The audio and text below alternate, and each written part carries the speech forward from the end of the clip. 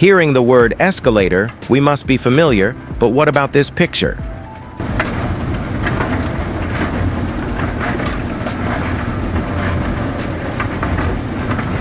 We usually see escalators from the outside, only visible stairs moving.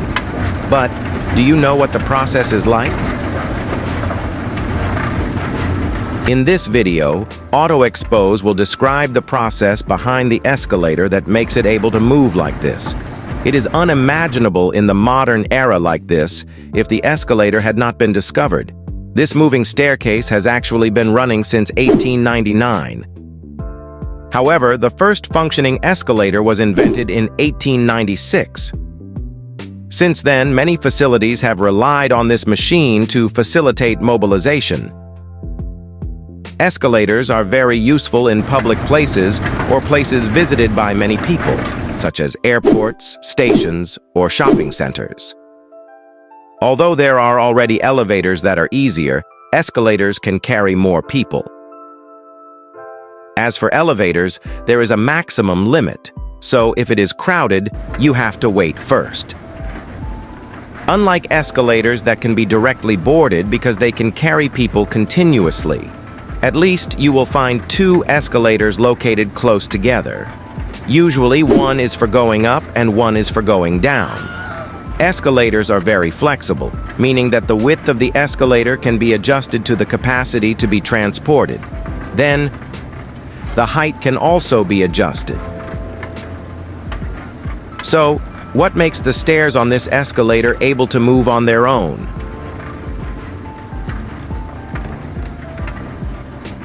Escalators have many individual steps that, when arranged, will produce stairs.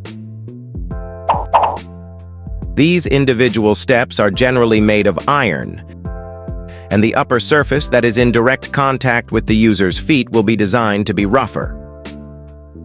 This aims to strengthen the grip so that it is not slippery. Uniquely, the surface of these steps will always be flat, even when moving on a sloping or flat area. It turns out, the secret is under these steps. Each step is equipped with a pair of wheels at the bottom, and at the top will be installed a step chain.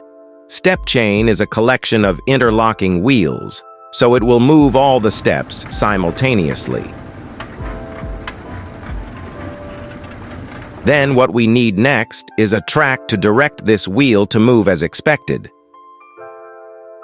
There are two tracks, the upper track and the lower track. Both tracks have different distances. So, as you can see on the flat area, the distance between the two tracks is quite wide. This will make the position of the steps flat like this. While on the sloping area, the distance becomes shorter. As a result, the position of the steps also remains flat like this. The distance between the two tracks is the secret to why the steps can move regularly and remain flat. If the lower track is slightly higher, it will make the position of the steps uneven, so the distance between the two tracks must be calculated with the height of the steps and the angle of the escalator. When they reach the end, the two tracks bend down until they connect to the other end.